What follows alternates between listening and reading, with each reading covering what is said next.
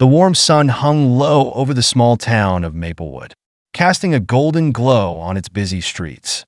Rachel Carter sat on a weathered bench near the fountain in the heart of Maplewood Town Square, her thoughts swirling with the events of the day.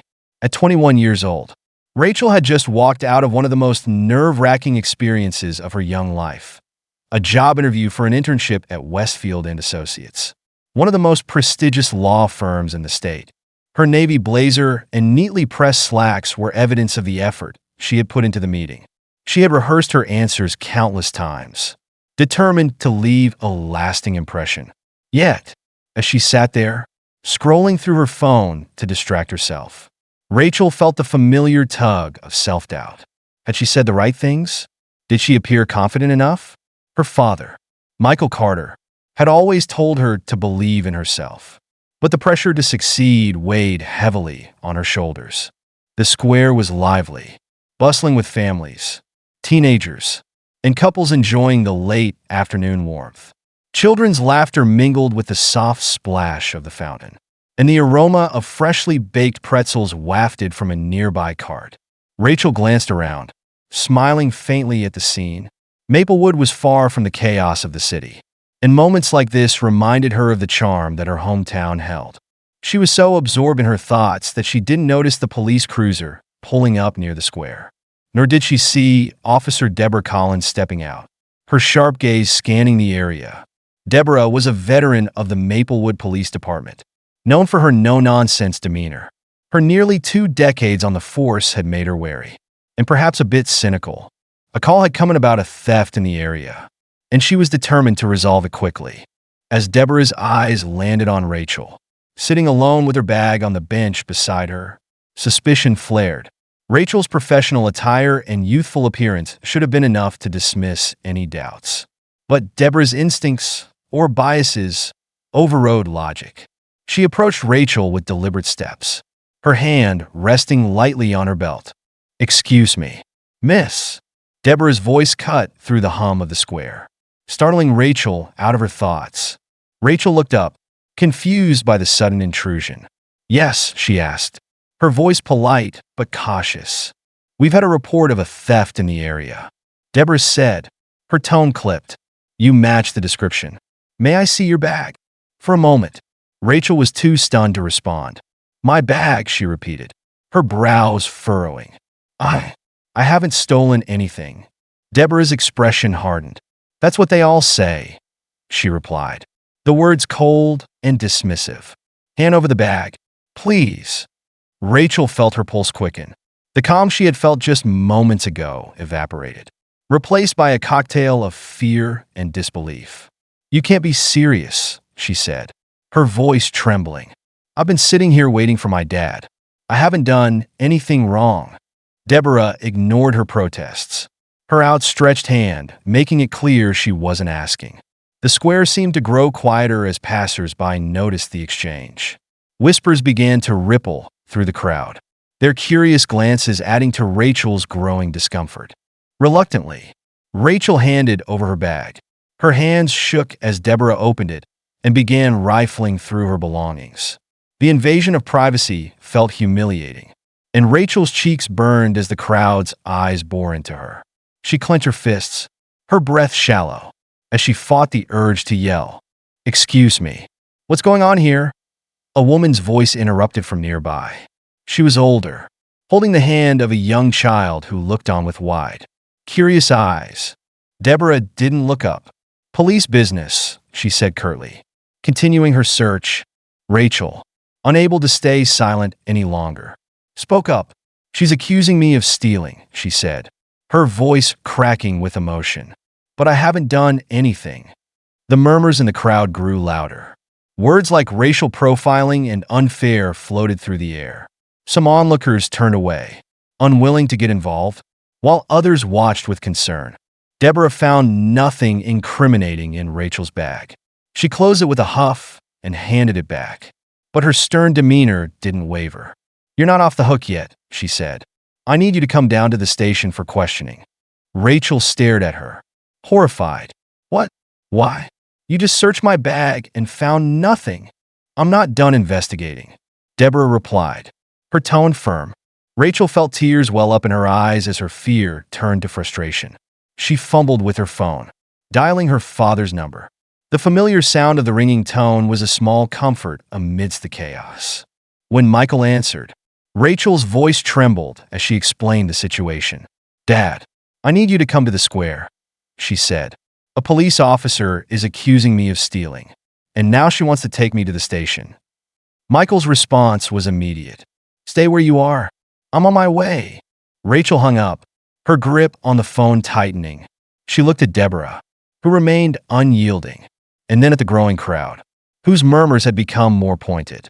Within minutes, a tall, broad-shouldered man strode into the square, his commanding presence cutting through the tension like a blade. Michael Carter was known throughout Maplewood and beyond as a fierce civil rights lawyer who fought tirelessly against injustice. But today, he wasn't here as a lawyer. He was here as a father. "What's going on here?" Michael's voice boomed, stopping Deborah mid-sentence as she spoke into her radio. Rachel felt a wave of relief wash over her. "Dad," she said, her voice shaky. "She's accusing me of stealing. She searched my bag right here in front of everyone and found nothing. Now she says I need to go to the station." Michael's jaw tightened as he turned to Deborah, his dark eyes blazing with controlled fury.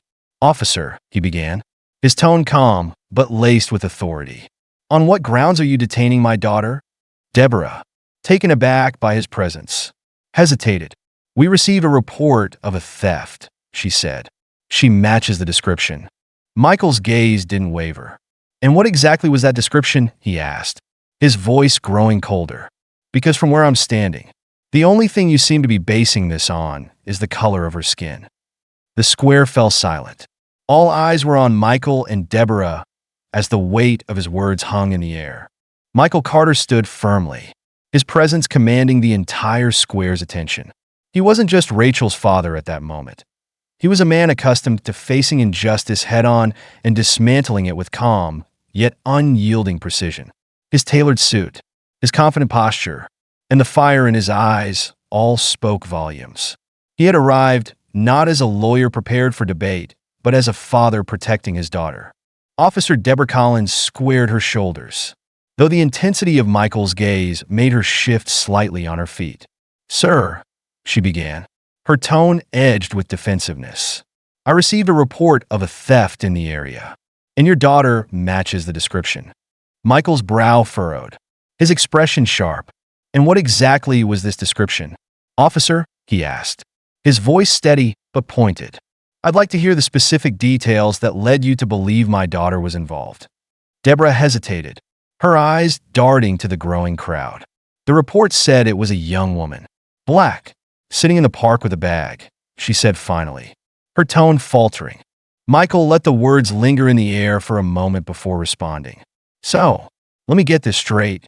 A vague description of a young black woman with a bag is all it takes for you to detain my daughter? To publicly search her belongings? To humiliate her in front of these people without any evidence?" The murmurs in the crowd grew louder. Some nodded in agreement with Michael's words, while others exchanged disapproving glances at Deborah. The tide was clearly shifting, and the officer could feel it. "I was doing my job," Deborah replied, though her voice lacked the confidence it had carried earlier. "I followed the report, and it's my duty to investigate any leads." Michael stepped closer, his tone cold and deliberate. "Your duty, officer, is to uphold the law while respecting the rights of the citizens you serve. What you've done here today is neither lawful nor respectful. You've acted on a baseless assumption, a racial bias that led you to humiliate my daughter without cause."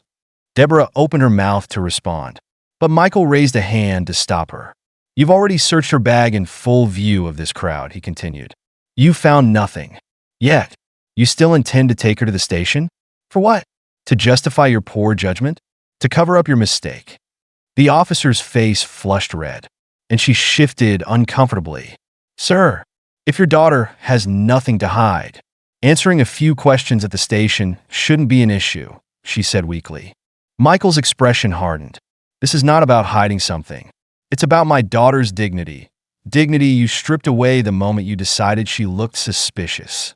You've crossed a line, officer, and you know it. Rachel, still standing near the bench, watched her father with a mixture of awe and relief. The fear that had gripped her chest loosened slightly as she realized he wasn't just defending her. He was standing up against something much larger. Deborah's voice faltered. I was just following procedure. Michael let out a bitter laugh. Procedure? Is it your procedure to target innocent people based on flimsy descriptions? Is it your procedure to violate their privacy in public without probable cause? Because if that's the case, officer, your procedure needs a serious overhaul. The crowd was now fully engaged. A man near the fountain muttered, "He's right." A woman holding a stroller nodded and added, "This isn't right." Whispers of support rippled through the square, and Deborah felt the weight of their judgment bearing down on her. Michael's voice softened slightly but retained its edge. My daughter has done nothing wrong. You violated her rights, embarrassed her, and now you're doubling down instead of admitting your mistake. Let me make this clear. If you don't release her and issue a formal apology, I will ensure this incident doesn't end here.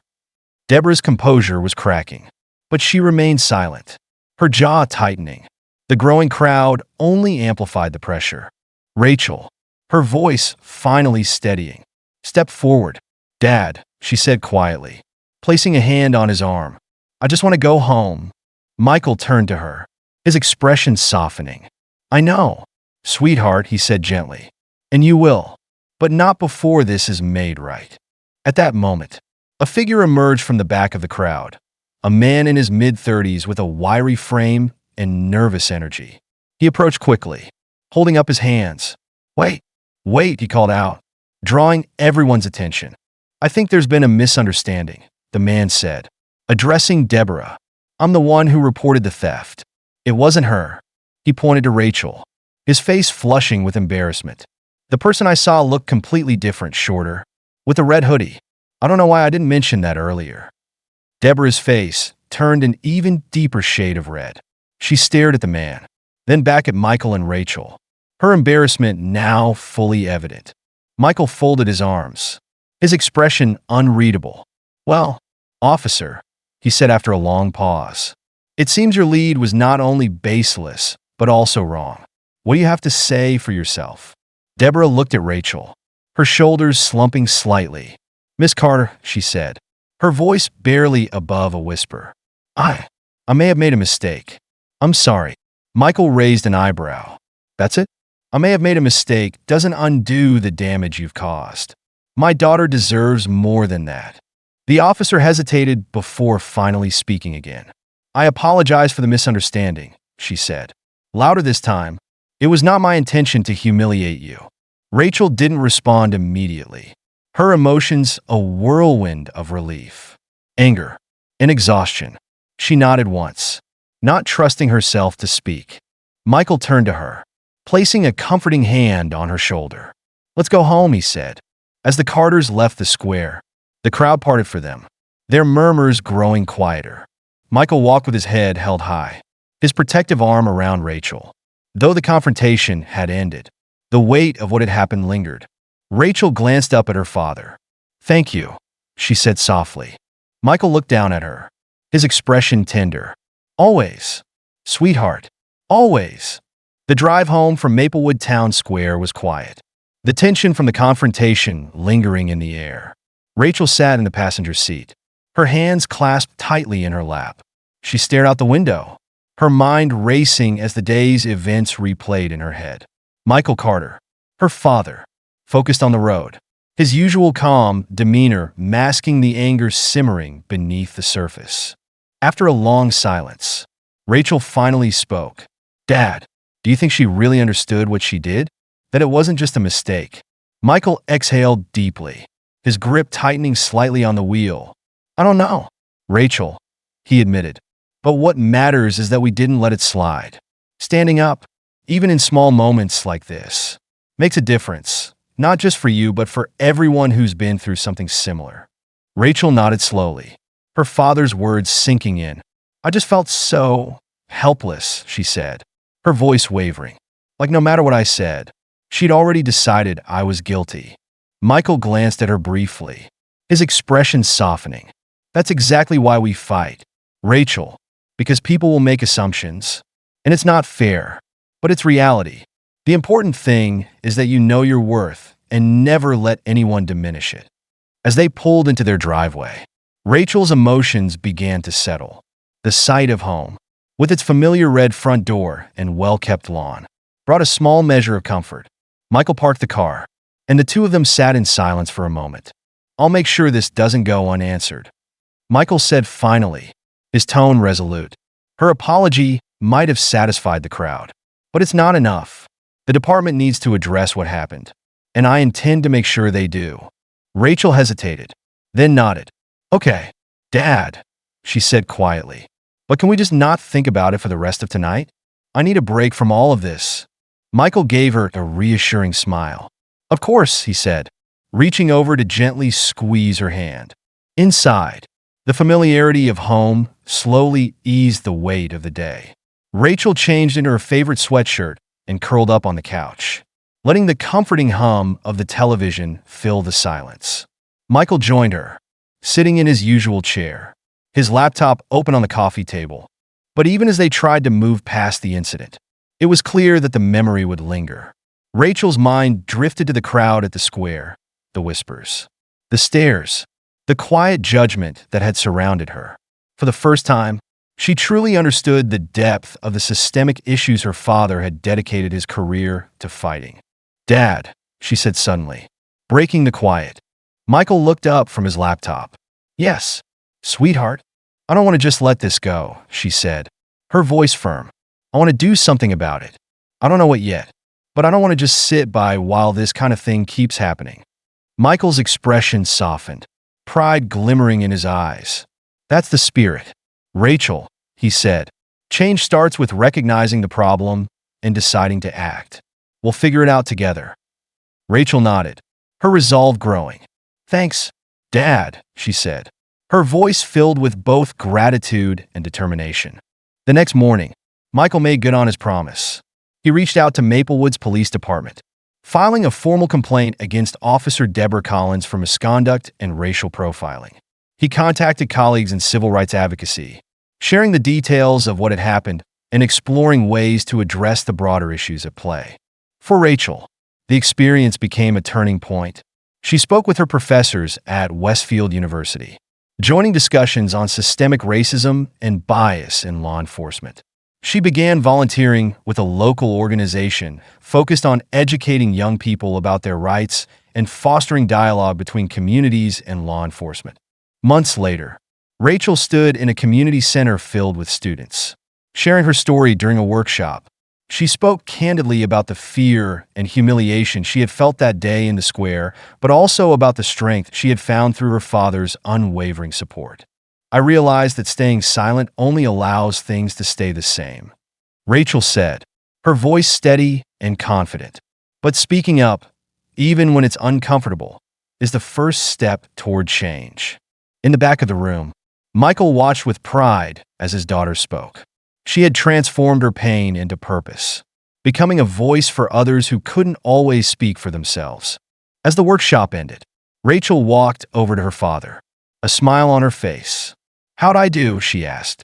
Michael pulled her into a hug. "You were perfect," he said, "and I couldn't be prouder." Though the memory of that day in the square still stung, it had become a catalyst for growth and action. Rachel and Michael both knew that the fight for justice was far from over, but they also knew they weren't alone. Together, they were ready to face whatever came next, armed with resilience, determination, and hope. The road ahead was long, but they were ready to walk it, one step at a time,